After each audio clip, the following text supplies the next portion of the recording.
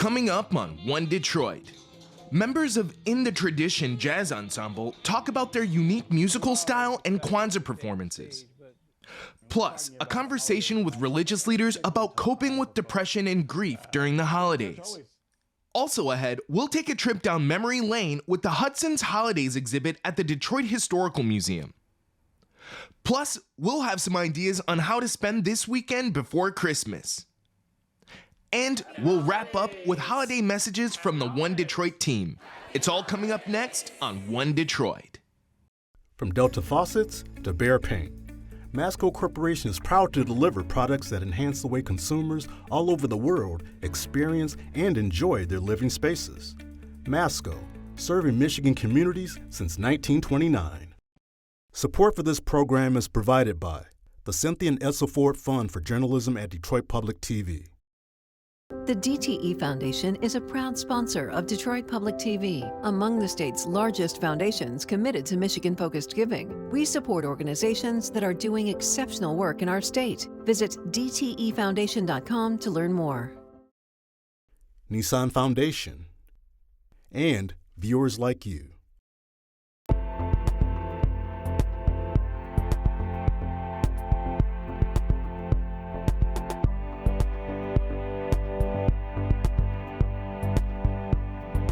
Just ahead on this week's One Detroit, we'll examine the vital role of the church to provide hope for those who are hurting this holiday season. Plus, we'll see what made holidays at the former Hudson's department store in downtown Detroit so magical. Also coming up, Dave Wagner and Peter Worf of 90.9 WRCJ offer up some events to enjoy this holiday weekend and beyond. And members of the One Detroit team share special greetings. But first up, a Detroit jazz ensemble called In the Tradition is preparing to celebrate the African-American holiday of Kwanzaa with two special performances on December 30th. The band has been around for 30 years and specializes in African-centric music. One Detroit contributor, Sarah Zientarski, caught up with the ensemble during a rehearsal at the shrine of the Black Madonna.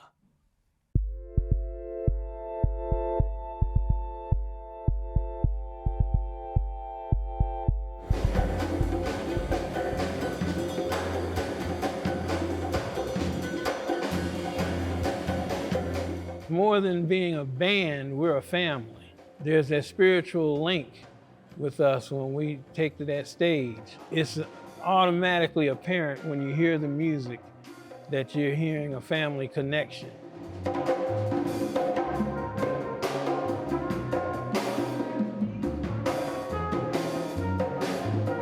In the Tradition started back in 1993, and it started as a jazz quintet. And we didn't want to mimic other ensembles, so we decided to take different aspects of the African diasporic language and apply it to what we were doing.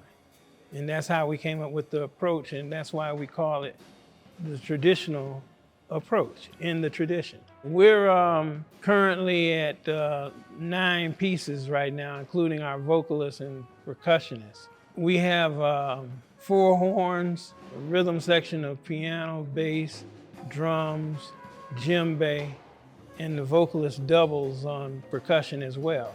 I have been a member of In the Tradition somewhere around 20 years. I lost count after a while. The musicianship level is very high in our band. And spiritually, everyone is basically on the same plane. And we come together because there's a genuine love and affection for each other. And it's a love and affection for the music that we create. I'm particularly attracted to In the Tradition because along with playing jazz music, it has a political and African cultural twist. And a lot of the music and arrangements we do are syncopated in a very African style to provide an African rhythmic feel.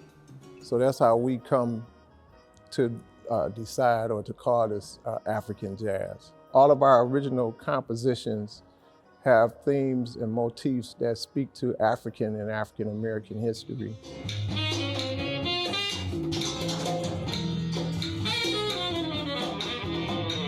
We're always excited when we take the stage, but during the Kwanzaa season is very special for us.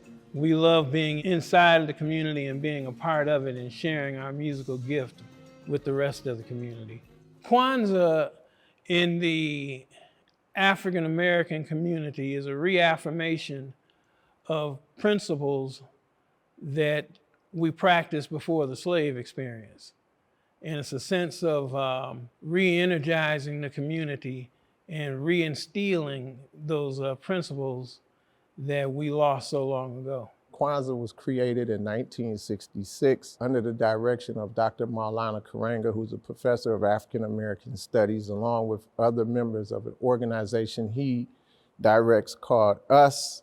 On December the 30th, we're doing 2 performances, one at the Charles Wright Museum of African American History from 1 to 3 in the afternoon, and at 8 o'clock, we'll be appearing at Aretha's Jazz Cafe in the music hall. Our performances there tend to get very energetic, and the audiences there are highly responsive. And we're just grateful to be in there. It's a very intimate atmosphere for us, and it allows the music to flow very freely. And we can interact with the audience very well there.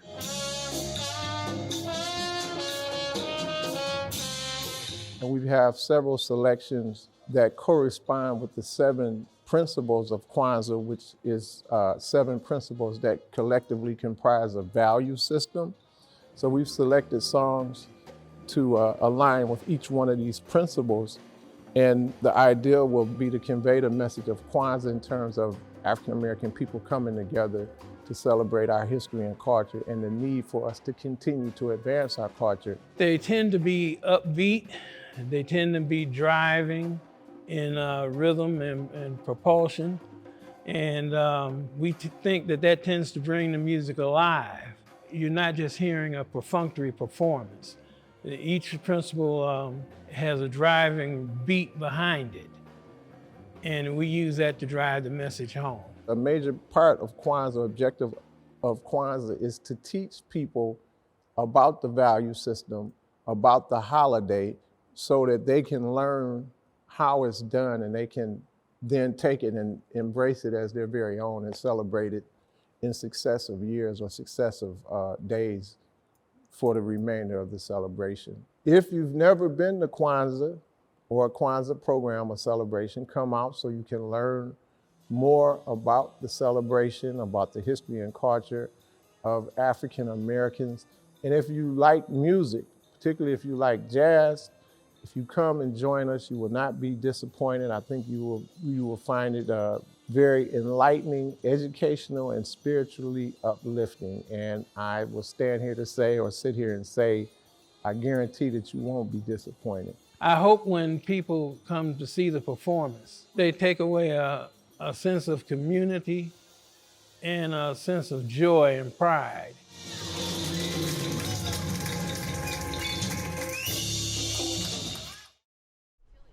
Although the holiday season is a joyful occasion for many people, this time of the year can also trigger depression and stress for others, such as families struggling with their finances or grieving the loss of a loved one. As part of American Black Journal's Black Church in Detroit initiative, host Stephen Henderson spoke with 3 religious leaders about how the church provides support to those in need during the holidays.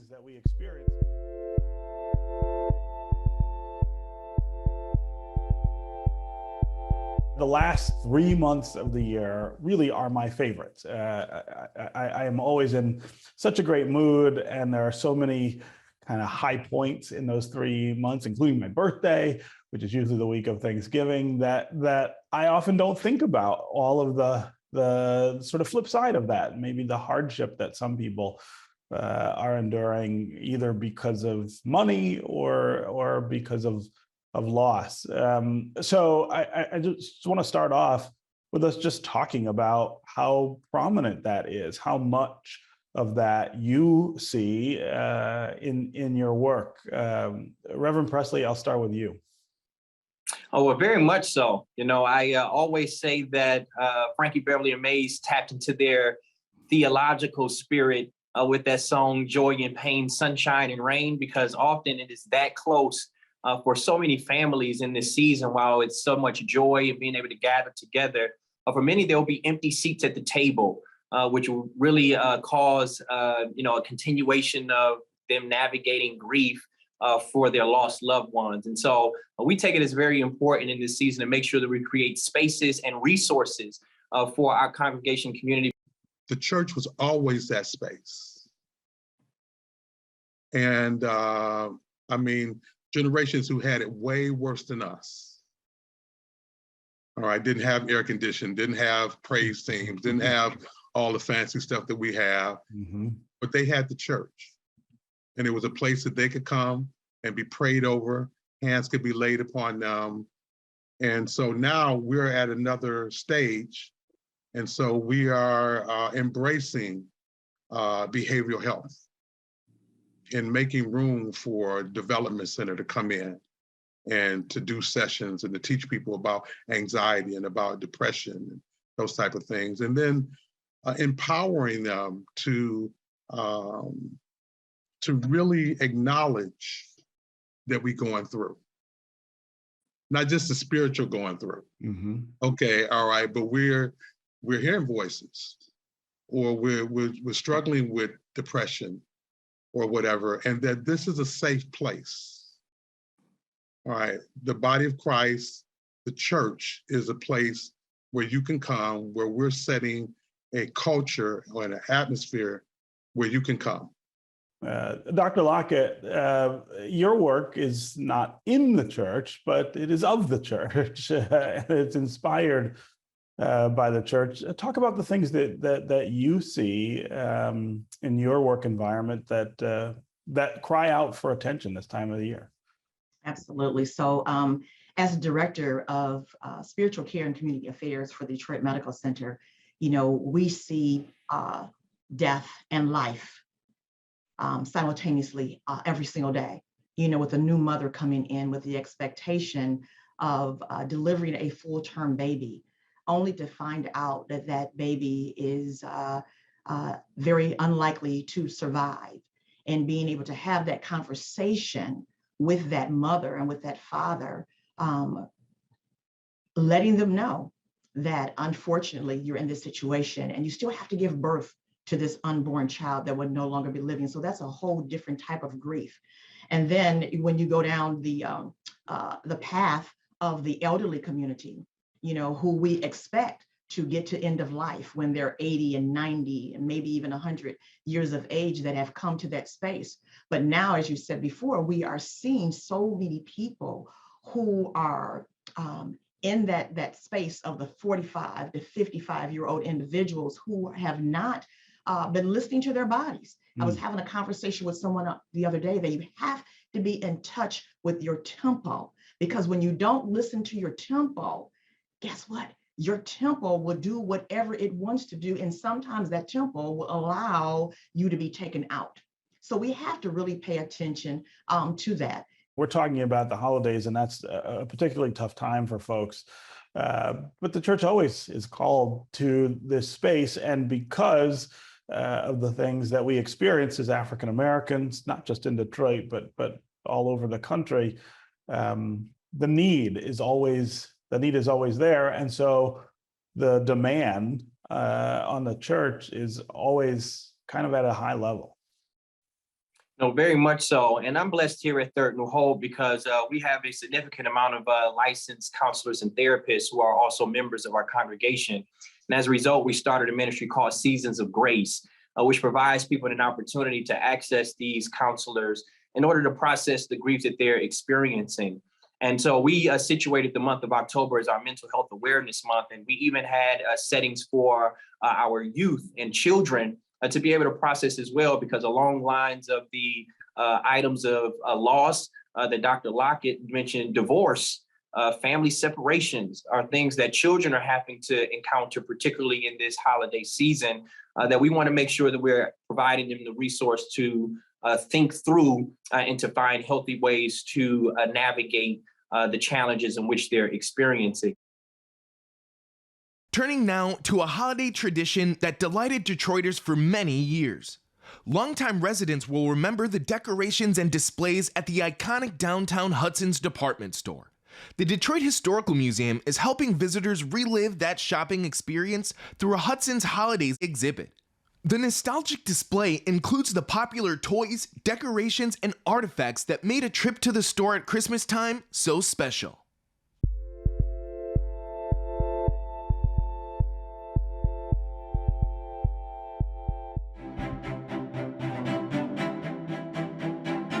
When I think of the holidays, I think of Hudson's. Growing up in Detroit, one of my first memories of the holidays was getting all dressed up and going downtown to Hudson's to visit Santa. I became enthralled with the store and the traditions the first time my folks brought me downtown to the store. And I'd never seen a store that big, and I just went nuts.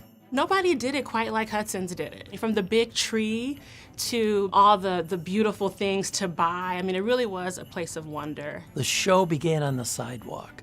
The minute you came inside, you were literally thrown into a different world with beautiful architecture and lighting and drapes and things like that. You forgot all your troubles. We're sitting here today in the main area of our Hudson's Holiday exhibit in the Detroit Historical Museum. The holidays are a time when you want to share stories with your family. You want your kids to experience the things that you experienced when you were a kid. And one of the things that we hear about here at the Detroit Historical Society most often is Hudson's. The company meant so much to so many people in this marketplace. That store, during the holidays employed 10,000 people. 100,000 people a day would visit that building to not only shop, but dine. The company through the years created so many of our iconic events. The Thanksgiving Day Parade was begun by the company in 1924. Hudson's was a huge department store, and it had restaurants, it had Santa, and it was kind of the special place that you went, particularly at the holiday season. Here at the museum, we wanted people to have the idea and the feeling of what that might have been like years ago when our grand department store, Hudson's, was in its heyday. What we did is we edited down a lot of things. What would be the most relevant for the greater public? There's a surprise and a delight to take you back to that Hudson's holiday experience. And I love that about how we've set it up here. It's not just one place, but it really is a vibe, if you will. This exhibition was designed in much the same way that a department store is exactly what our exhibits team was thinking about when they put this thing together. We've created 11 pop-ups all through the museum space. When I was first touring this as it was kind of being put up, I realized, as you walk down the stairs, right at the bottom of the stairs is some signage and advertising from Hudson's back in their basement shops, which were kind of their bargain. That's where you got the term bargain basement, right? One of the things that I love is that we actually created a little mini pop-up exhibit inside of the elevator. And so it's really fun that we've been able to recreate that experience of going from floor to floor and experiencing this big department store by putting those departments in different places all throughout the museum. The Santa Bears are my favorite part of this exhibition. I think the first Santa Bear came out in 1985. I remember that one. I definitely remember the 1986 bear because he had the little 1986 on the sweater. But we always got Santa Bears for Christmas. Every year, the Santa Bears were part of our Christmas tradition. My favorite part of the museum, I kind of really love holiday sparkles, so I do love all of the Christmas lights and the sparkly stuff here in Toyland, which is where we're sitting. I also really love the fashion. Our fashion collection here at the Society is amazing. In terms of what the public will be interested in, certainly Santa Bears has created a huge interest just from the social media thus far. The delivery wagon, that was created for the 75th anniversary of the company. Shopping bags, that we hadn't previously displayed through the years. Photographs that we blew up, things that were donated from the public. The red carpet that you see here as you come into the Toyland area. It's interesting when you think about kids now having the experience of, shopping purely online. Like, they don't even get the big Christmas catalog, much less the experience of going to a really beautiful department store or even a mall. And so bringing an exhibit back like this one, where it is all decorated and everything is sparkly and beautiful, and you get to remember that and feel really special for a minute, gives the kids the opportunity to experience something that they're not experiencing in real life anymore. This museum is a place where we want families to come together and come and visit us during the holidays. We brought this really nostalgic exhibition to the public for that reason. It's about life and family and the opportunity to be together, which, these days is certainly not something to be taken for granted. So I really do think that it really is an inclusive exhibition, that people can come and just really remember a simpler time and be amazed by these toys. I think whenever you have the experience of being put back into a specific time, you have this moment where you get to imagine what it was to be there at that time, what those people's lives were like. I really hope that people come and enjoy it and feel really good when they're here. I hope they take away, a feeling of joy.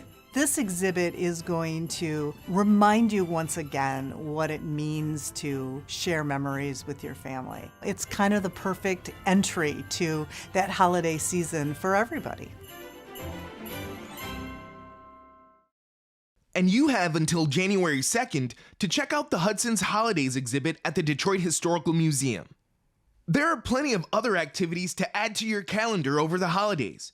Peter Wharf and Dave Wagner from 90.9 WRCJ have the rundown in today's One Detroit Weekend. Happy holidays, Dave. Want to talk about some events happening as we head into the weekend before Christmas? You bet I do. Let's start with Christmas fun for the family as Elf in Concert is hitting the stage at Orchestra Hall tomorrow and Saturday. Oh yeah, that's a great movie, and I know it's got to be incredible as a concert. Also Friday and Saturday is a drop-in workshop at the Detroit Institute of Art's art making studio. This workshop allows people to create Korean patchwork cloths called bojagi. The cloths can be used to cover food, wrap gifts, or whatever else you find them useful for. Sounds like a really cool craft project. Now don't miss the award-winning Ain't Too Proud, The Life and Times of the Temptations. On stage at the Fisher Theater through the 23rd. There's definitely more to find out about the beloved Motown group in this musical. I would love to see that. And through December 30th, you can see the Holiday House Tour and All Aboard Model Railroad exhibit at the Rochester Hills Museum at Van Hoosen Farm. And of course, can't forget the holiday carriage rides ongoing every Friday and Saturday through December 31st. There are also rides on New Year's Eve. These charming tours are along the Woodward Esplanade. And there's still so much to do around Detroit. Here are a few more. Happy holidays, everyone.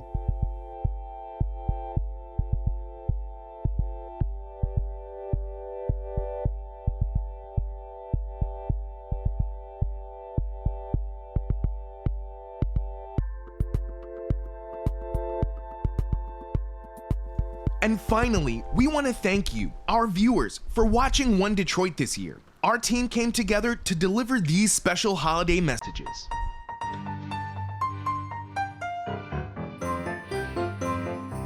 Happy holidays!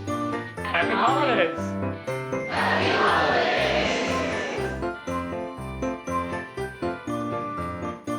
When I think of One Detroit, I think of a team of people capturing the voice of the most important city in America.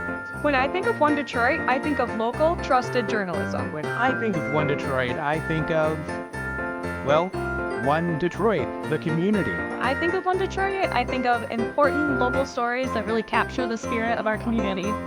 When I think of One Detroit, I think of my fellow Detroiters and learning about their lives. My favorite One Detroit stories from the year was when we had the Gen Z Town Hall, bringing young people in to talk about the future of work, jobs, and what they saw for their future here in Detroit. My favorite One Detroit story of the year was the MLK 60th. It was incredibly informative. I think we told the world that MLK did his I Had a Dream speech here first. When I think of One Detroit, I think of unique, in-depth stories about people in our community. And these are usually stories you can't see anywhere else. When I think of One Detroit, I think of long-form documentary storytelling that lets us tell stories about our community in an in-depth, meaningful way. My favorite One Detroit story from this year was our coverage on Madame Butterfly. It was a really great piece put on by Detroit Opera. It had it all Japanese American creative team. We got to tell a story in a really interesting way, and we got feedback from our Asian American Pacific Islander advisory committee members to talk about how that story really impacted them. When I think of One Detroit, I think of a small team doing really big things and really great things. When I think of One Detroit, I think of thoughtful, in-depth coverage you won't find anywhere else. When I think of One Detroit, I think of the ability to capture all of the magic that happens in Detroit and bringing it right to your home. Thank you for allowing us to serve you. Have a wonderful holiday.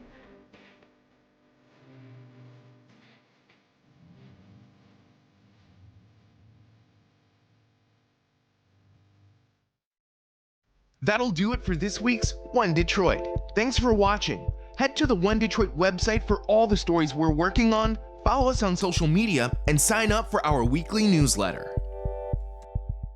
From Delta Faucets to Behr Paint, Masco Corporation is proud to deliver products that enhance the way consumers all over the world experience and enjoy their living spaces.